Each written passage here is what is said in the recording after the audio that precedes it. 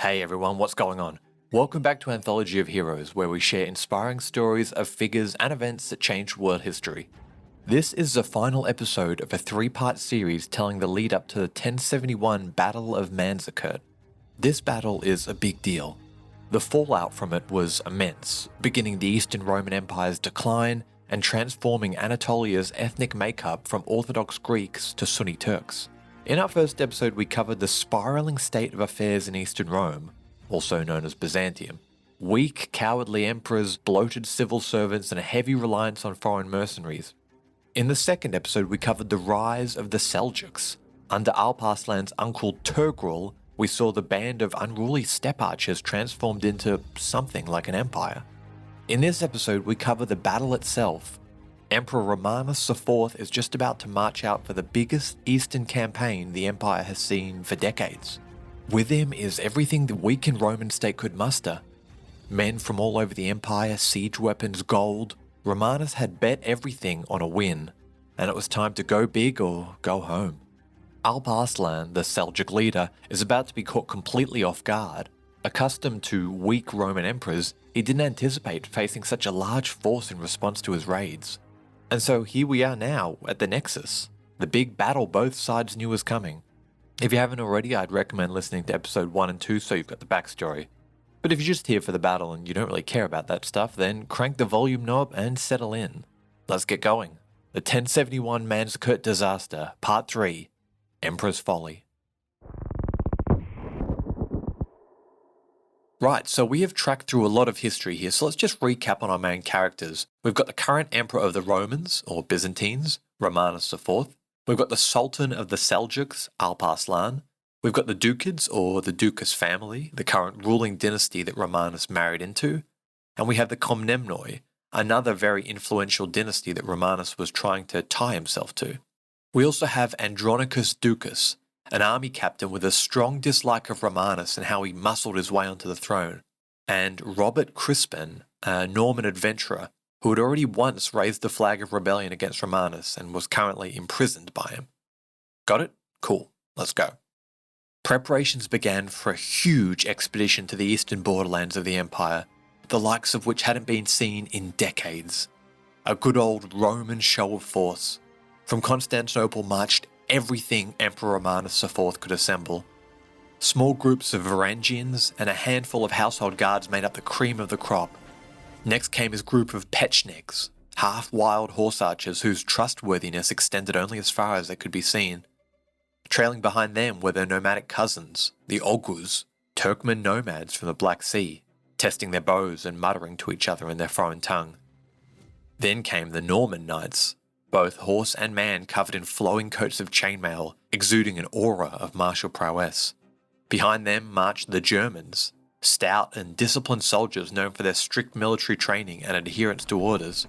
Following closely were Bulgarians, Armenians, and Anatolians, each with their own loyalties and motivations, making for a diverse and uncertain force. Each man was burdened with 2 months of supplies, a necessity given the ravages that Anatolia had been subjected to. In total, about 40,000 men comprised this ragtag mixed bag of an army. Gold was the only thing keeping them united. A contemporary said of this army, quote, "They were in a miserable condition and unprepared. They had been driven to the absolute depths of misery and appeared cowardly, feeble, and absolutely useless for anything brave. Their very standards silently proclaimed this, for they looked filthy as if exposed to smoke, and those who marched under them were few and pitiful." Despite their miserable conditions, Romanos had spared no expense to assemble this diverse group of men. This was everything Rome had. So short on cash was he that many imperial salaries had to be paid in silk rather than gold. He had even relinquished the last Byzantine hold in Italy to bolster his forces. Under extreme pressure for a decisive victory, Romanos knew that returning with anything less could spell his demise. Court rivals would have his assassination arranged before he even made it back to the gates. Accompanying him were many mighty siege engines, ready for cities that refused to surrender. Romanos knew that he'd probably never assemble an army this big again and had to be prepared for every situation.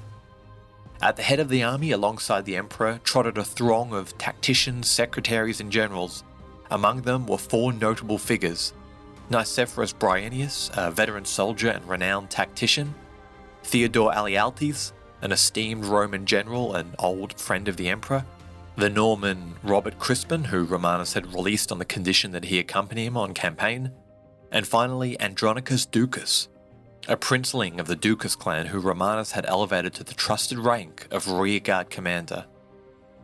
When word reached Alp Arslan of the colossal army heading right for him, the Sultan was campaigning in Syria, wearing down Byzantine border forts and stomping down disloyal emirs. Spies and envoys soon arrived to the emperor and reported an erratic and panicked Seljuk chief, well in over his head. The Sultan was trembling with fear, they said, his army in disarray and his focus consumed by events unfolding back in Syria. The image presented to Romanus was that of a confused and scared Turkic chieftain now facing more heat than he'd ever imagined. And these initial reports, along with subsequent ones, planted the seeds of a dangerous overconfidence within Romanus. Looking back on the endless lines of his army marching behind him, he started to believe himself invulnerable, a fatal mistake that would ultimately lead to his downfall. Guys, this is where I would usually cut to an ad, but instead I wanted to share with you a really fantastic podcast I've been listening to. It's called Cost of Glory, and it's hosted by Alex Petkes, a former professor of ancient philosophy and history who now uses his talents to bring to life some of the most interesting stories from the ancient world. Cost of Glory covers the rise of Sulla, Rome's first real dictator, and the reign of Pyrrhus, one of Rome's most enduring foes, but my favourite was the episode on Pompey Magnus, the late, great, unsung hero of the Roman Republic. Just like I do, Alex utilises all the sources he can find to bring figures like Pompey to life. It's a great show and well worth a listen. So after the credits roll for this episode, I'm going to include a 5-minute extract so you can see if you like it. If you do, check out all other Cost of Glory episodes on wherever you get your podcasts. I'll also drop a link in the episode description. But for now, back to the Seljuks. Alp Arslan had some big decisions to make, and he had to make them quick. When he had ignored the emperor's demands to control his Turkmen, he never believed that the Romans would make good on their threat. Truth be told, he didn't think the empire had it in them, but there could be no doubt. His scouts reported an enormous army with many siege weapons steadily marching east. Led by the Roman emperor himself, there could be no doubt that this was a serious invasion force. Everything Alp Arslan and Turkmen had built could be lost in the blink of an eye. It was going to be tough, but the Sultan had to return to the heartland and regroup before he could confront the emperor in battle. Dismissing the majority of his army, Alp Arslan and 4,000 of his best warriors raced east. There wasn't much time. Spring was already upon them, and as they neared the banks of the fast-flowing Euphrates River, it was swollen with thawed snow. Spurring his horses into the frigid stream, the Sultan urged his men forward. Over the course of his life, he had faced insurmountable odds, but he knew this next month would be his greatest challenge. Emerging from the other side of the river, the animals shook themselves dry as they climbed into the uplands. The roaring river Tigris now lay before them. The Sultan would have chosen any route instead of this one, but there were no other options. If Romanus' siege weapons reached his realm, it was all over. Spurring his horse into the rapids, perhaps the Sultan muttered a prayer to the Almighty as he clung desperately to the beast, ignoring the screams of pack animals and men behind him who were washed away in the current.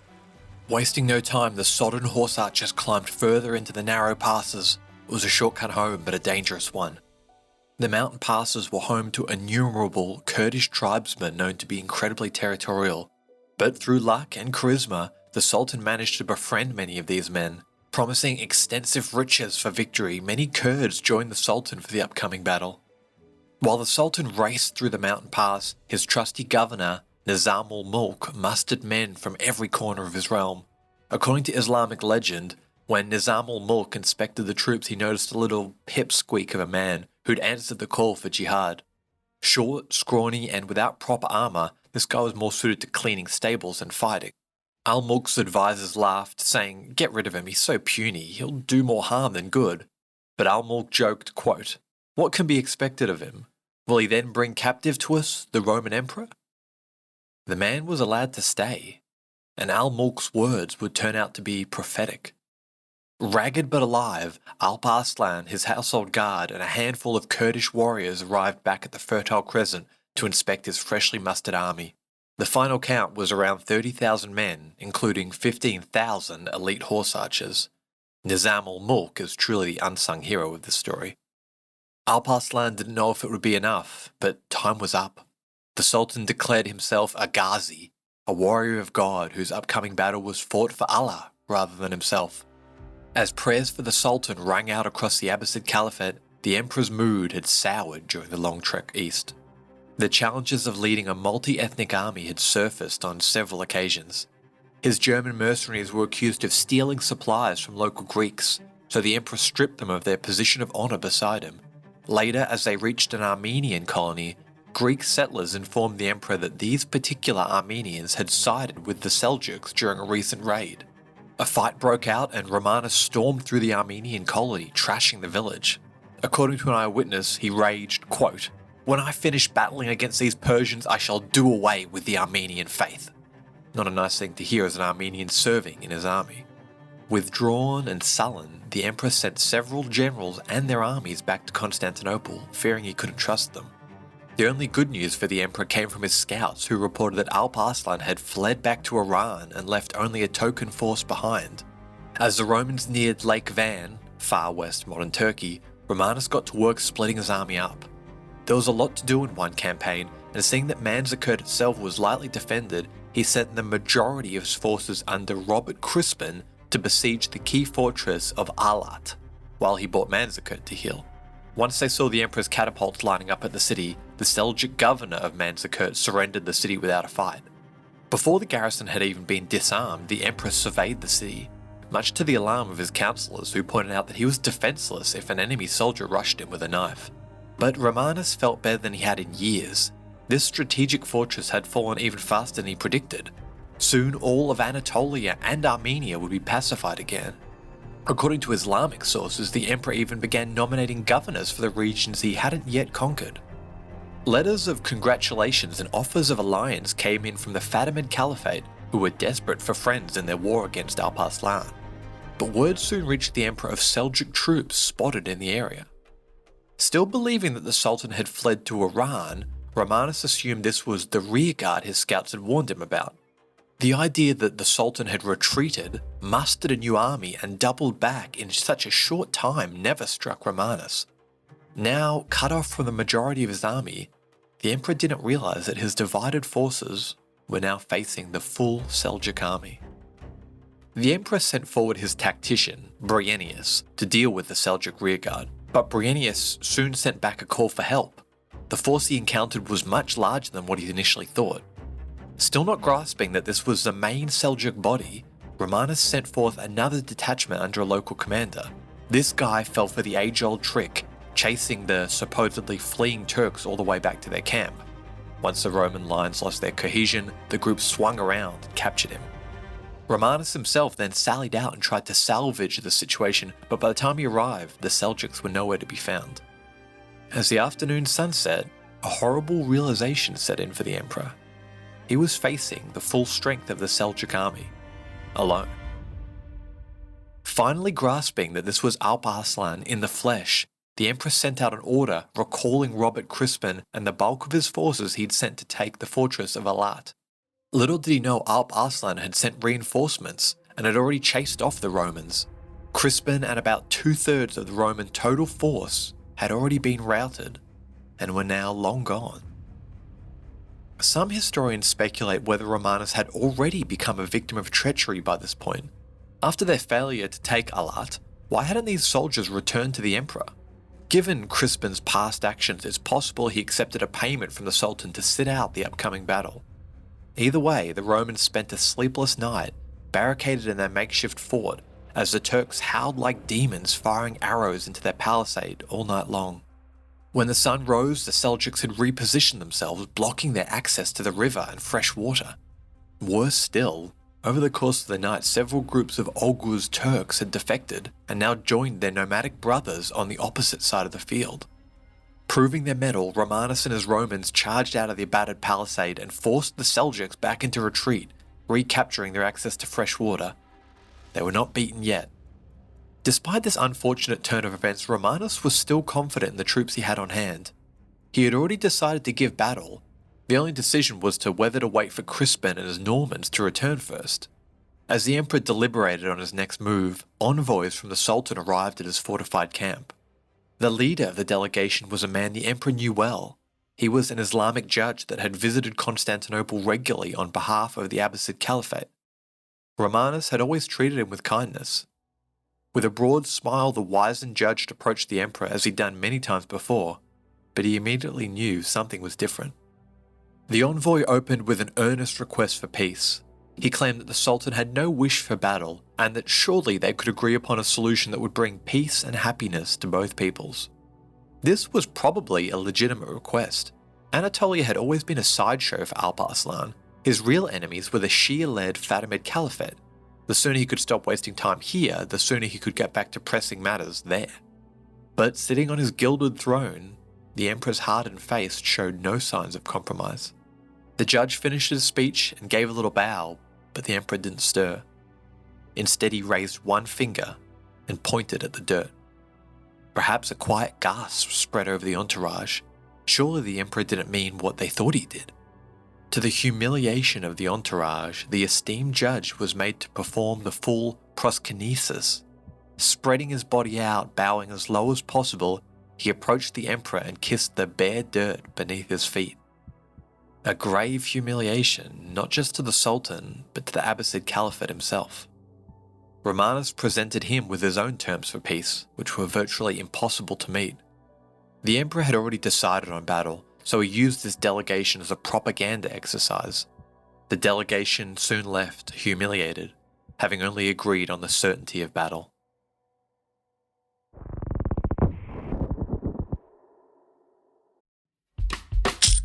Shopify grows your business no matter how far or big you grow. Shopify is the global commerce platform that helps you sell at every stage of your business. Whether you're selling your fans' next favorite shirt or an exclusive piece of podcast merch, Shopify helps you sell everywhere. Shopify powers 10% of all e-commerce in the US. Allbirds, Rothy's, Brooklinen, and millions of other entrepreneurs of every size across 175 countries. Plus, Shopify's award-winning help is there to support your success every step of the way. Because businesses that grow, grow with Shopify. Sign up for a $1 per month trial period at shopify.com/income, all lowercase. Go to shopify.com/income now to grow your business, no matter what stage you're in.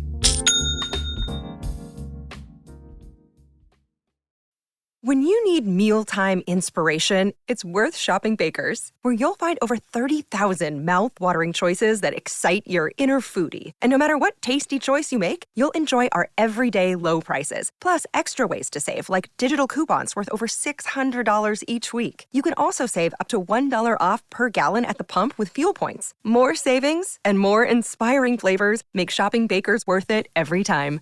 Baker's, fresh for everyone. Fuel restrictions apply. The next morning, in every mosque across the Sunni Muslim world, a special prayer for the Sultan was read aloud.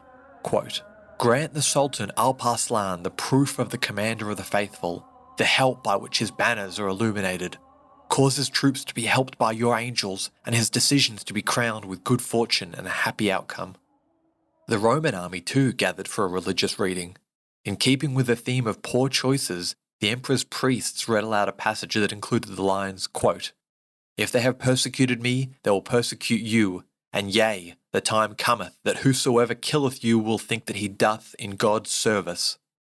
Not what you want to hear before rushing into battle. The formalities completed, both sides marched out to the battlefield. The Roman troop deployment followed their traditional tactic: tight formations of heavily armoured troops designed to deflect Turkish missiles and resist the urge to give chase. To achieve victory, they had to hold the line and move steadily forward, maintaining cohesion. Then, when the enemy was worn out, explode forward at command. Romanus positioned himself in the centre where he expected the heaviest fighting to take place. On the other side of the field, Alp Arslan, dressed in all white as a Ghazi, had deployed his men in a broken crescent formation. It was longer and thinner than Roman deployment, with loose groupings to allow for manoeuvrability. His army was split into 3 groups with divisions that acted independently of each other. For the Sultan, victory lay in breaking the enemy's cohesion, driving them wild with arrow fire until gaps formed in their ranks. But Alp Arslan had a little surprise up his sleeve for the Romans. The Manzikert battlefield was a long, narrow, grassy plain, with plenty of room for his horse archers to maneuver. Behind him, the ground gradually became more broken with gullies, rocks, and thin, deep streams. In the woods behind these streams were 2 contingents of horse archers, ready to ambush the Romans if and when they broke ranks and gave chase. This was not just to be a physical battle, but also a psychological one. Romanus would have emphasized the importance of never giving chase. Regardless of the circumstances, whether it was the heat of battle, anger, or the loss of comrades to arrow fire, he would have drilled into his troops the principle of holding formation and never, under any circumstances, pursuing the Turkmen. It was Friday, August the 26th, 1071, as the army of Rome and the army of Alp Arslan marched out for a battle that would change world history. Romanus initiated battle with a measured charge. Fully aware that this was going to be a long day, his heavily armoured infantry and cavalry advanced steadily, keeping a tight formation. Alp Arslan's horse archers engaged the advancing Roman forces, raining down arrows on them from their lethal composite bows. Groups of horse archers would charge forward, unload a volley of arrows into the Roman ranks, maneuver around them and then retreat, repeating this tactic continually to never give the Romans peace. In the Roman lines, shields went up, and though a few arrows found their mark, the well-drilled soldiers weathered the blow and advanced like a singular machine. The Seljuks retreated, reloaded and rehorsed. While they did so, the next band would charge in, fire another volley, loop around and pull back. And it was Alp Arslan's job to ensure a steady, controlled withdrawal took place. From the vantage point behind the Byzantine lines, the Seljuk tactics may have appeared disorganized and chaotic, but in reality this was a meticulously orchestrated maneuver overseen by Alp Arslan. He had to keep the formations in a near-perfect crescent, where the middle fell back faster than the wings to increase pressure on the vulnerable Byzantine flanks. Conducting this on such a large scale was very difficult, and the Sultan had to keep this balance at all times. As the day progressed, Romanus' troops continued their steady advance despite the relentless barrage of arrows from the Seljuk horse archers. With no way of retaliating, the soldiers could do nothing but grit their teeth and bear it, their fury growing with each casualty inflicted by the enemy.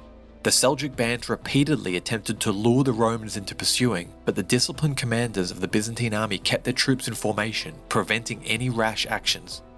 By mid-afternoon, the Romans had reached and overrun the forward camp of the Seljuks. Daylight was fading, and with the Romans still maintaining their formation, Alp Arslan grew anxious about the dwindling space for maneuvering. Retreating in the dark could spell disaster, and neither the Sultan nor the Emperor was willing to risk that. As the afternoon sun began to dip, the terrain changed. Craggy boulders and rivulets crisscrossed the grassy plains. The Seljuks danced their horses across the gullies as they looped around and around. One misplaced foot sent horse and rider screaming to the ground, eagerly hacked apart by the advancing tide of Roman soldiers. But the terrain was equally nasty for Romanus. Though they'd kept formation, the Roman wings began to diverge from the centre. Romanus knew the Sultan wouldn't miss an opportunity to drive a wedge in between. He had a decision to make. The sun would soon set, and there was still no sign of breakthrough. Trying to retreat in the dying light could cost him everything. Better to try again tomorrow. It was 4 o'clock in the afternoon when Romanus reluctantly decided it was time to turn back. His squire flicked his wrist, and the Emperor's imperial banner was reversed. The banner always faced the direction of the Emperor's advance, so it being backwards indicated that the army was to turn around. One flick of a wrist, so many consequences. The elite centre, upon seeing the banner turn around, realised this was a well-understood signal and began to pivot in a controlled and steady manner. However, the troops on the disconnected wings misunderstood the meaning behind this movement. The mere hint of uncertainty from a senior commander, a raised eyebrow or a stutter, was enough to ignite a wave of confusion and fear among the rank-and-file soldiers. Some began to whisper that the turning of the banner meant the Emperor had died, while others too far away to even see the banner found themselves lost in a state of uncertainty and apprehension. There's an old Greek saying that says Phobos, the god of fear, rules the battlefield. All it takes is that fear to set into one man. A single person thought, "To hell with this, I don't want to be the last one," and started running. The panic spread. A few men from the back line of the right wing dropped their weapons and ran. The contagion of fear quickly spread to the second row, and then the third, and soon a cascade of soldiers began to break and run. With each successive wave of desertion, the speed and magnitude of the retreat only intensified. Romanus, in the thick of the centre, screamed orders to stem the withdrawal, but already it was too late. Soldiers on the periphery of the centre had seen what was occurring, and they too ran. Alp Arslan, seeing all this from a vantage point, knew this was his moment. In a shining white robe, the Sultan threw aside his bow and quiver and motioned for his squire to bring his mace. A later Muslim source has him announcing to his household guard, quote, "I will achieve this goal, or I will go as a martyr to paradise. He amongst you who wants to follow me, let him follow me. He who goes away, the fires of hell and ignominy are obligatory for him." Nodding his horse's tail, the heroic lion pulled on his chainmail coif and entered the fray. With his hidden riders from behind the hills, the Sultan sallied out and smashed into the disorganized Roman right wing. A Muslim source says the riders bellowed Allahu Akbar so loud that the mountains shook. Now in the thick of combat, Romanus IV parried blows left and right, while barking orders at his heralds, desperately trying to understand how bad the situation on his flanks were. Atop his charger, the emperor raised his banner high, signaling to his men that he still lived. Despite the pleas of his advisors to retreat, Romanus refused to yield. Then a stray arrow struck his horse, sending both rider and mount crashing to the ground. Covered in mud, Romanus rose to his feet and joined his Armenian comrades in the desperate struggle to hold the line. Though the situation was dire, he clung to hope, believing that if he could just hold out long enough, his rearguard might yet turn the tide of battle.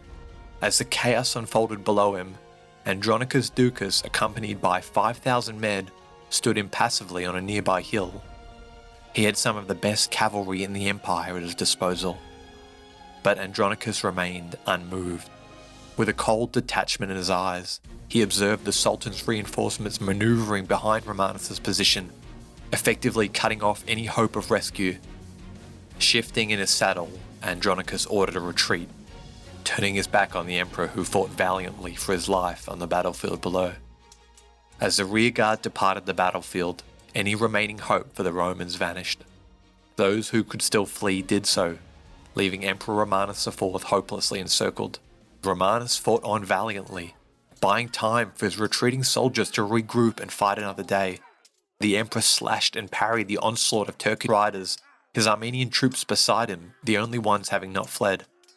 In the fighting, the emperor's sword hand was slashed, and as he bent over to retrieve his weapon, he was taken prisoner by an unlikely adversary, a puny pipsqueak of a man who'd only been allowed to join the Sultan's army on a whim.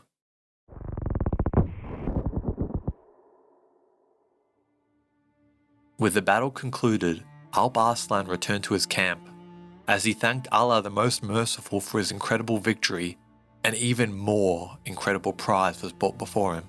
Cleaned and perfumed, the Sultan sat upon his throne as a ragged prisoner was brought into his presence. The man was filthy, coated in mud and blood and covered in innumerable wounds. His jailer insisted that the Sultan was looking at Emperor Romanus IV, but Alp Arslan couldn't believe it. He thought he was being swindled. Only when one of his diplomats who had met the emperor before confirmed it, did he realize that he indeed had captured a Roman emperor, the first to be taken prisoner in over 800 years.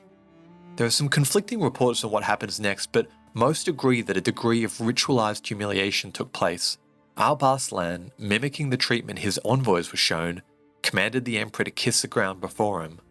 Romanus, too proud, even now refused, and the Sultan kicked him several times, raised him to his feet and then slapped him, rebuking him for not accepting his generous peace offer when he had the chance.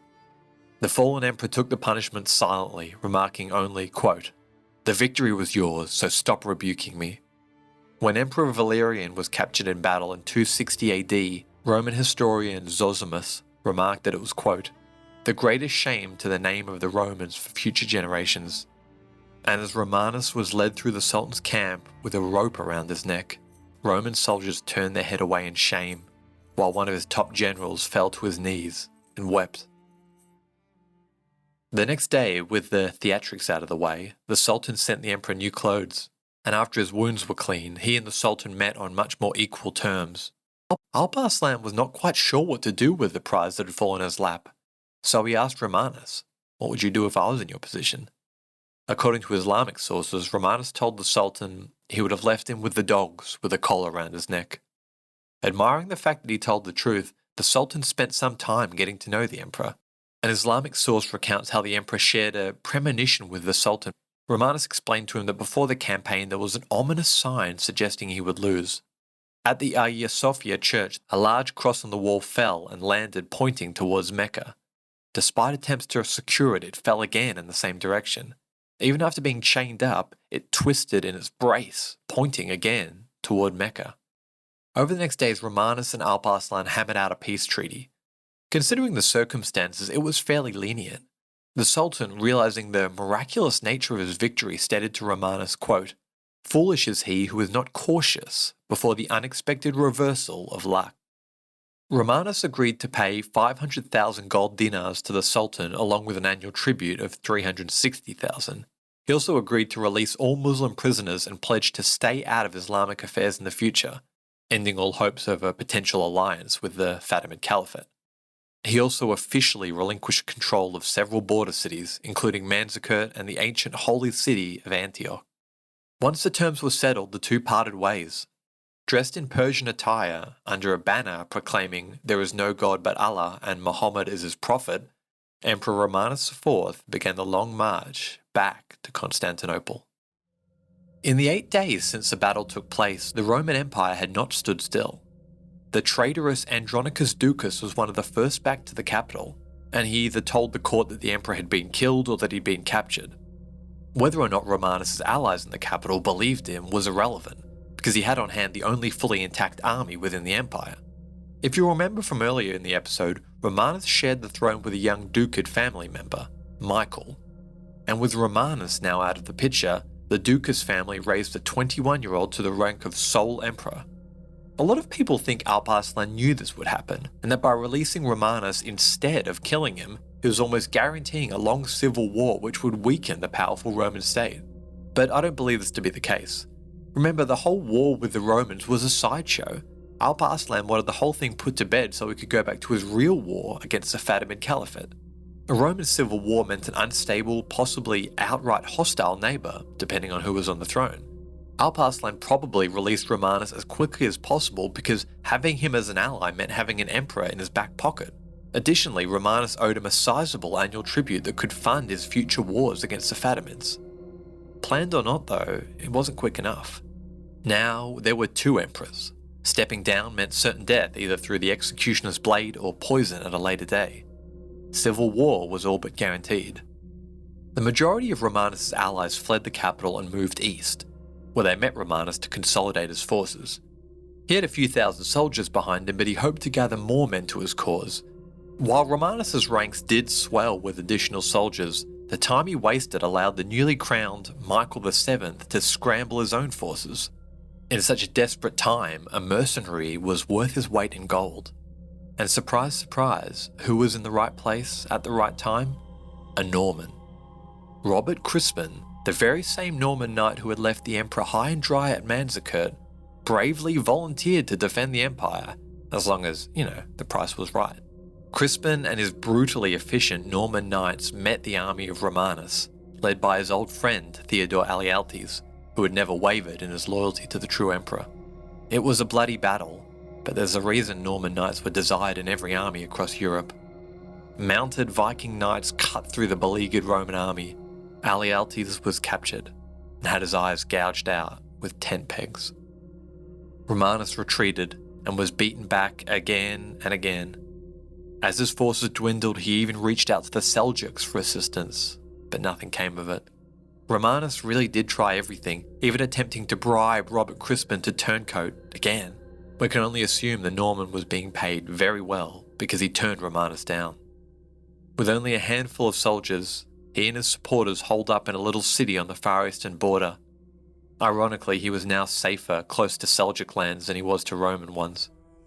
After agreeing to talk terms, Romanus came face to face with Andronicus Ducas, the man that had cost him everything and put him in this very position was the one he had to plead his case to. How did the grizzled emperor feel looking upon the man that had single-handedly destroyed his life and sent his empire into turmoil? Despite the two men's hatred for each other, a deal was struck. No harm would come to Romanus, but he would be forced to retire to a monastery and live out his days as a monk. All his property and titles would be forfeit, but he would live. Flanked by 3 bishops who guaranteed his protection, the emperor hung his head and agreed. Emperor Romanus was taken north to a small city while he waited transportation to a monastery where he could live out his days. But as he waited, an order arrived from the capital. A decree that the ex-emperor must first be blinded. Romanus had proven too slippery and resourceful, and the Ducas family deemed this step necessary to ensure he remained in the monastery. Romanus was seized. He begged for mercy, pleading and insisting that this had not been part of the agreement. But what could he do? He looked to the bishops who had guaranteed his safety, but what could they do? Sadly, they bowed their heads and began quietly chanting prayers.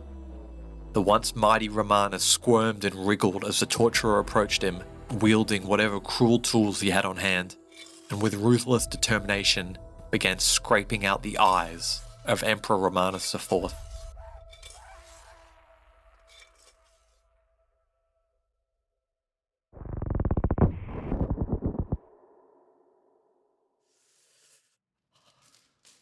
On the tiny island of Prote, just off the Greek mainland, the man who had once been Emperor Romanus IV writhed in pain on the floor of his cell. By now, the monks had learnt to live with his hideous screams and his cries for help. The blinding had not been conducted correctly and had led to agonizing infections in his eye sockets. There was nothing anyone could do for him. He would not last long. As the gibbering frame of Romanus IV felt around the hay and dung on the floor of his cell, he heard the gate unlock. Someone had sent him something. It was a letter from the capital, from a man called Michael Psellos, our primary source for this series. As the letter was read to him, perhaps in his final moments, the emperor found solace knowing that someone, somewhere, recognized all he did and everything he lost. Part of the letter read, quote, "I am completely at a loss, most noble and miraculous man, whether I should cry for you as a most unfortunate man, I should be amazed at you, a most glorious martyr. When I behold your suffering surpassing in number and intensity, I count you among the most unfortunate. When I reflect upon your so blameless conscience and your desire for good, I reckon you among the martyrs. Reflect on the coming day of judgment. The martyrs will caress your pained eyes, the angels will kiss them, and boldly, I venture, even God himself." Judgment Day came quickly, and mercifully, Romanus died soon after receiving the letter. Emperor Romanus Diogenes IV's reign had ended in failure. How much of that you put down to the man or down to the circumstances depends on your perspective. He had taken the throne with the promise of vanquishing the Seljuks, but from this point forward, his empire would rely on them for almost every single future war. Undoubtedly, he was a brave man and a fairly talented general, but he did make mistakes. On campaign, he cut corners and rushed, wanting to make sure he got the most bang for his buck in a single season. He operated fairly well as a politician, and his attempt to cozy up to the Komnenoi family was a good strategy that would have bore fruit if he'd survived Manzikert. But he was also naive and overly optimistic, putting too much trust in the Normans who had already betrayed him twice. Likewise, the decision to leave a court rival like Andronicus Ducas in command of the important rearguard was foolish. Romanus failed to recognise the diverse composition of his army at the Battle of Manzikert, a stark contrast to the forces that were led by his predecessor, Basil II. Some historians argue that Basil II's expansionist policies all but confirmed an eventual setback like the one at Manzikert. Even at the best of times, the empire's defences were stretched very thin. If you remember, some of Romanus' advisors counselled the emperor to pull back to the old borders of the empire and just let go of the conquests of the past 2 centuries. How would that have looked? Who knows? So you might now be wondering why Manzikert was so important. Rome had lost big battles before, and to be honest, casualty rates weren't even that high. Seems only 5 or 10% of Roman troops were killed that day, a fairly light toll for what's considering a world-changing battle. But it wasn't the battle itself that was so pivotal. is what happened after. Though the Roman Empire would continue for another 350 or so years, this battle marked a turning point. From here on, the empire would rely on foreign soldiers, usually Normans or Turks, to fight their battles. Manzikert was the last hurrah for any sizable Roman army to take the field against an external threat. From here onwards, the empire would eat itself, spiraling into unending blood feuds and civil wars that would never really stop until the 29th of May 1453, when the empire finally fell for good. These big families, the Dukids, the Komnenoi, the Paleologians, and the Laskari, all of them would hire mercenaries for their family feuds. Seljuks, Normans, Bulgarians, Ottomans, all would be invited to feast on the rich carcass of the Roman Empire.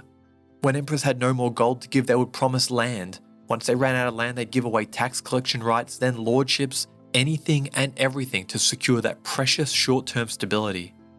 Anatolia, the heartland of the empire, where most of its horses were reared, would be the first region to go. At first, the Seljuks, then later the Ottomans.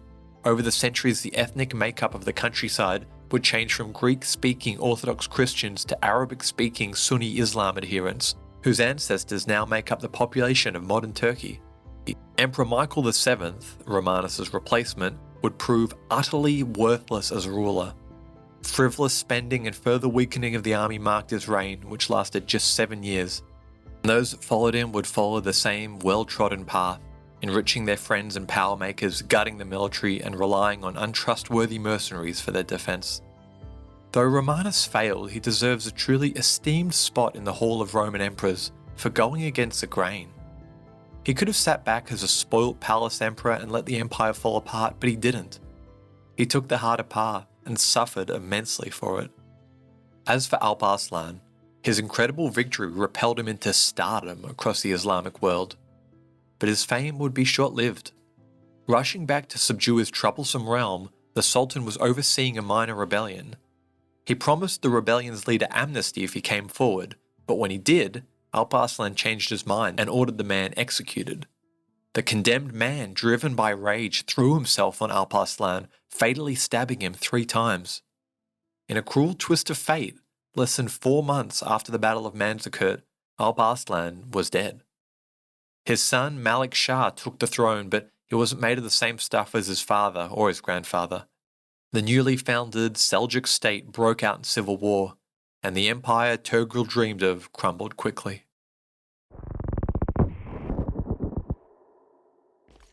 It's 1073 AD. 3 long years had passed since the Battle of Manzikert, and for the Roman Empire, things had gone from bad to worse. The Caucasus were gone, Anatolia was gone, and Norman shadow states had sprung up all over the empire. The Pax Romana, the peace of Rome, was a fading memory. In the burnt-out husk of an old country estate in Kastamone, near the Black Sea coastline, a young Roman officer paced the halls of a crumbling villa. His name was Alexios I, and the villa had once belonged to his grandfather. Kastamone, like countless other towns, had suffered the ravages of conquest, first by the Turks, and then the Normans, and then subsequent Turkish invasions. Now it stood as a desolate ghost town, its once thriving streets deserted and its buildings left in ruins. Outside the villa, Alexios' soldiers waited, their impatience palpable as they tapped their feet, eager to depart from this desolate and lifeless place. Behind his soldiers, bound and gagged, was their prisoner, Ruzel, the Norman dog, they called him. Ruzel, like every Norman before him and after him, had entered imperial service as a mercenary, fought a few battles, and then turned on the emperor. Establishing his own shadow state within the empire, his men raided up to the gates of Constantinople itself. Every general sent to capture him he'd evaded or defeated. But Alexios had got him. The stop at his old family state had just been a detour on the way back to the capital. Silently walking through the ashen frame of the old house, Alexios recalled the time he spent here in his youth. Plump purple grapes, sprawling green fields, the comforting warmth of sunshine that this ruin had once bestowed. Back then, everything seemed so perfect, so safe. How had the empire fallen so low? Alexios Komnenos was made of different stuff to other men. Wickedly intelligent and determined, He was a man forged in the crucible of a crumbling empire. He understood the shifting tides of change and witnessed the decline of the once mighty Roman state happening all around him. Yet instead of surrendering to the inevitable, he had taken a stand. Destitute as they were, he and his soldiers patrolled the borderlands, pushing back both Normans and Seljuks in an endless, thankless war. The Rome of yesterday was gone, as was the army that it had conquered the world with. But in these Europeans, Alexios saw opportunity. These Norman dogs, there had to be a way to use and abuse their talents in service of the empire. Rome had weathered storms before, and each time it emerged stronger. There had to be a way back to the top. As the horrific screams of the Norman prisoner echoed through the silent halls of his ancestral home, Alexios knew Rome was not finished. Not yet. Thanks for listening to Anthology of Heroes. The story of Alexios Komnenos and the restoration of Rome will be coming at a later day, so make sure you're subscribed on Spotify or Apple Podcasts. But for now, as promised, here's a 5-minute teaser of the Cost of Glory podcast. It's 10 years into the First Great Roman Civil War. 2 Roman armies square off on a battlefield. During the battle, one young soldier fights with special bravery. He's cutting through the enemy lines when he finds himself locked in a hand-to-hand struggle with a mighty foe. His opponent singles him out as the man to beat, and he lays into the attack with a mortal ferocity that makes it clear only one of them is going to walk away alive. But the young soldier fights his opponent off and slays him in single combat, and the enemy's comrades scatter. As the fury fades from his eyes, he looks around and sees his side is victorious. The young man kneels down to strip his fallen enemy, but when he finally removes the man's helmet, he finds himself gazing in horror into the face of his own brother. They were in Spain, so far from their father's fields in Italy. This young man traveled all the way to this foreign land, believing that he was fighting for his country, never guessing that it was his destiny to rip apart his own household. He breaks down and weeps, and curses the gods for his unholy victory. Then he lifts up his dead brother tenderly upon his shoulder. He carries him off the battlefield back to camp, wraps him in a costly cloth, and places him on a funeral pyre in order to cremate him, following the custom by which the Romans honor their dead family members. He lights a torch, places it under the pyre. He then takes the sword which had done the hated deed, kneels over his brother, and runs himself through, so accompanying him on his journey to Hades.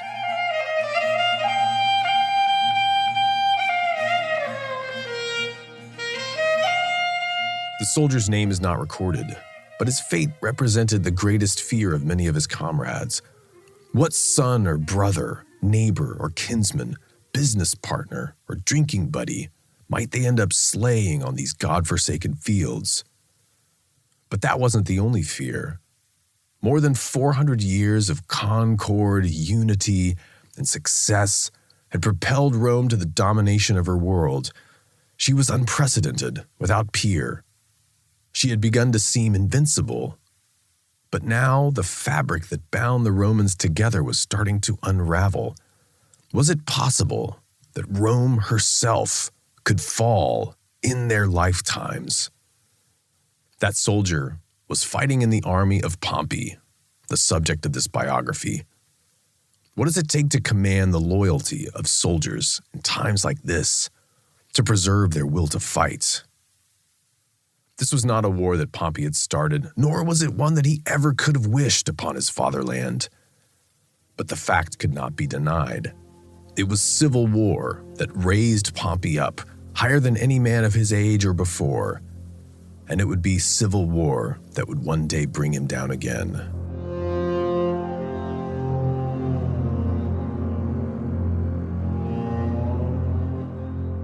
I'm Alex Petkus. You are listening to The Cost of Glory. It is our mission to retell the lives of the great Greek and Roman heroes in order to learn from their successes, harness their energy, and also, we hope and pray, to avoid their mistakes. This is part 1 of 3 of the life of Pompey the Great.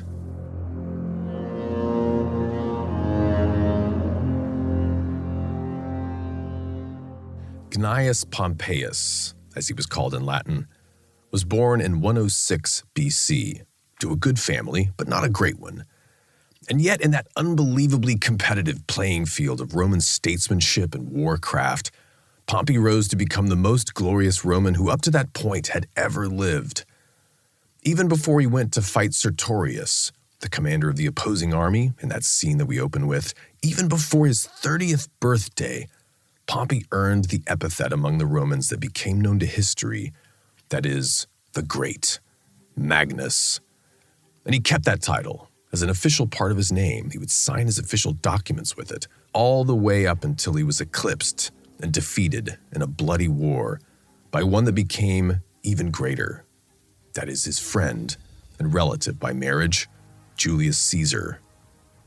I'm Ken Harbaugh, host of Burn the Boats from Evergreen Podcasts. I interview political leaders and influencers, folks like award-winning journalist Soledad O'Brien and conservative columnist Bill Kristol, about the choices they confront when failure is not an option. I won't agree with everyone I talk to, but I respect anyone who believes in something enough to risk everything for it. Because history belongs to those willing to burn the boats. Episodes are out every other week wherever you get your podcasts. I'm Allison Holland, host of the Kennedy Dynasty podcast.